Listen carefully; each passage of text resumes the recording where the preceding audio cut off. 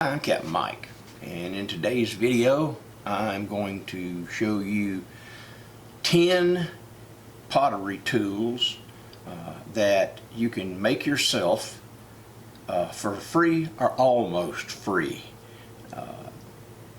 Just kind of rambled around my shop, picked up things that I had lying around and made pottery tools. So without any further ado, let's get started. Number one,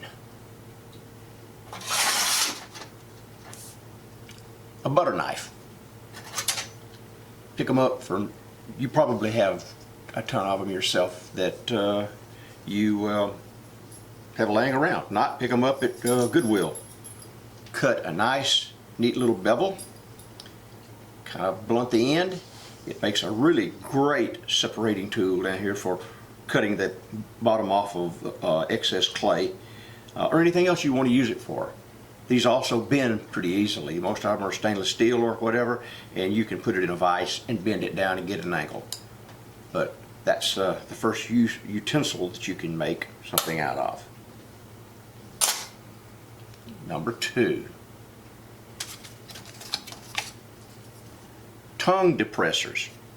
In itself, a tongue depressor is pretty neat. It's straight and it's got two rounded ends, but you can do so much more with them.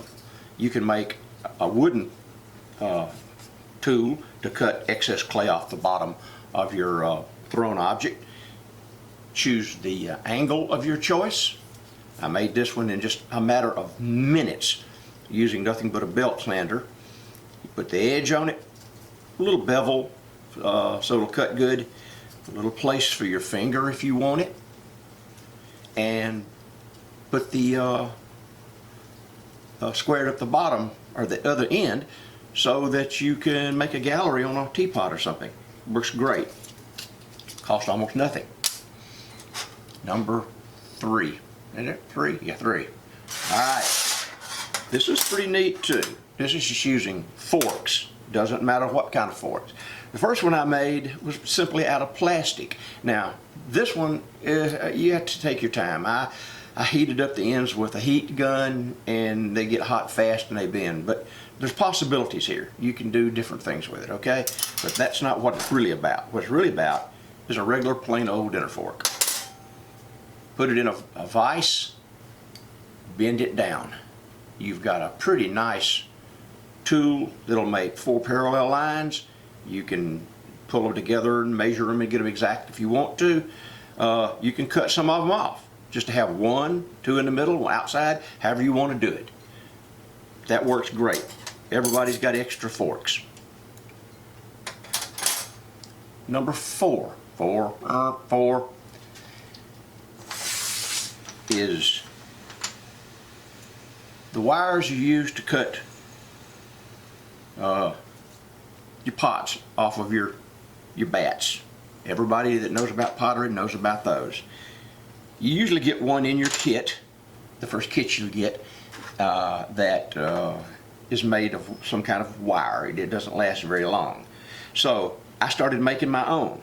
I make a couple of styles. You can use dowels, cut you a little ring right here that will hold the cord. No holes required, just that little thing, a little ring around it right there, depression. You can make them and you could drill holes. You can drill holes in the dowels, but you can take square ones, drill holes, and voila.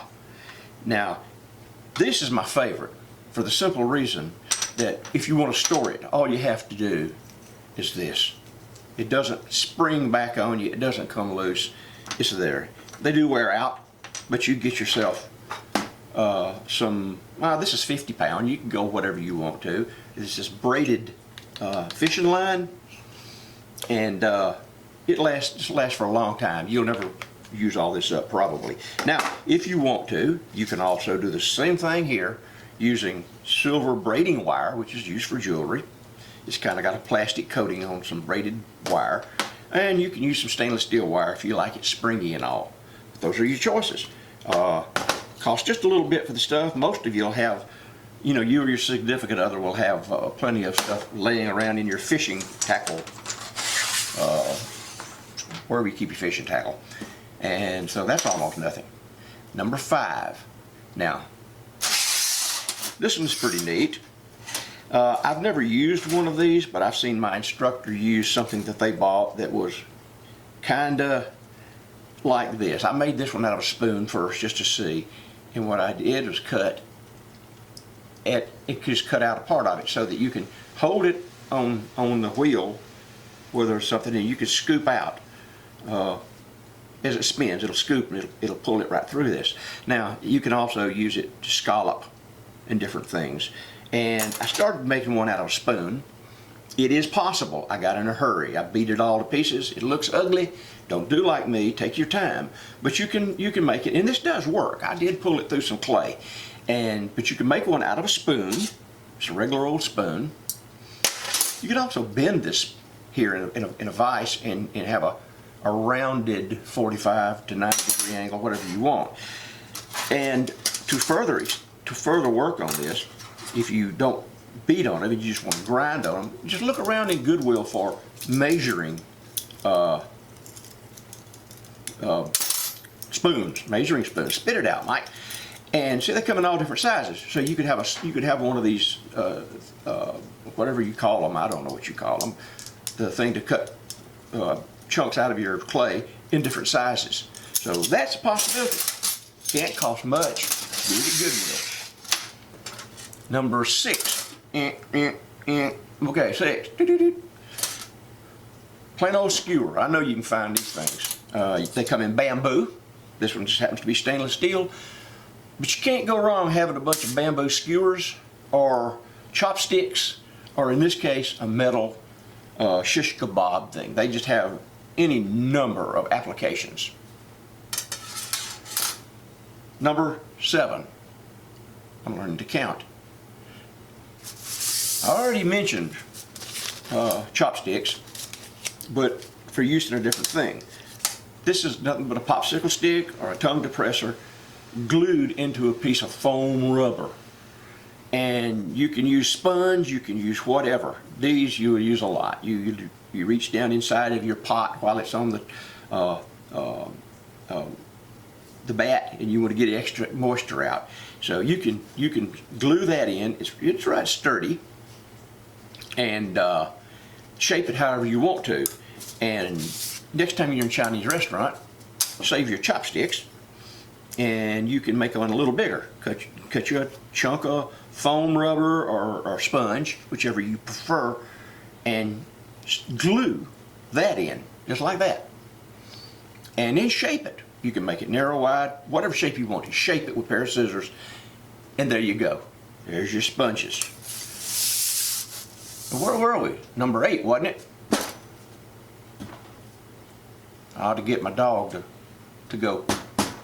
You tell me. But anyway, number 8. This is a pretty cool idea.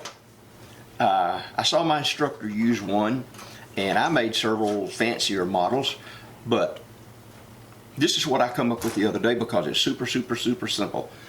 If you ever need to poke a hole in a piece of clay, like you're attaching a spout to a teapot, and you have to make all those little bitty pokes before you put your spout on. If you don't know what I'm talking about, if this is just a little bit beyond where you normally are, pull up a video on how to make a teapot out of clay, and you'll see somebody do that. Now, these things can be bought. They're not real expensive, I don't think, but why buy them when you can make them? All of these were made from stuff that was lying around. The smallest one is made out of a piece of copper pipe. And what is so unique about all of these is the dowel in the back. Because as you push this thing in to the clay, it starts to fill up this with the little divots you're cutting out. You just push them out and just leave it in. And it's the same with this one. This is the largest one that I have. You see? And you just push them out. And you can do it. This is a piece off of a folding chair. The leg off of a folding chair. Cut it off with a hacksaw, squared it up. Got a dowel close as I could get. These are pieces of aluminum that came off of a cheap set of wind chimes. Somebody had just thrown the pieces away. It had 2 or 3 different sizes. I got these 2 and did the same thing. I kind of bevel the insides with something and to give it a little bit, make it sharper, but it'll work without doing that. There again, you just push out your little divots. Now, with that said, with those, you can make them out of a ballpoint pen. What this is, a ballpoint pen body. That's all it is. Didn't do anything to it. And a dowel. Stick it in the end, push it through. You may have to clean up your hole a little bit, depends on what you want to do. Push it out. That's one with a little sharper edge on it if you wanted to do it. I've got it kind of glued to a spring, little black thing, so you push the divot out that way. But it don't matter. It don't matter. That all those will work. So that is number 8. Number 9 is another easy one. I even did a video on this, but it's so easy I can throw it in here. Now, these tools here are multi-purpose, and they're all made from metal banding material. It's hard to get this stuff, well, it's harder than it used to be, but you get it where stuff is banded to pallets. A lot of companies will have it. If it's laying around, most of the time they'll give it to you. So get you some of it up. It comes in a couple of different sizes. I like this size. And you cut it to whatever length you want to start with. And then you can just make all kinds of different shapes to do different things. You know, you can get online and there'll be fine pictures of these things with every shape that you ever possibly wanted.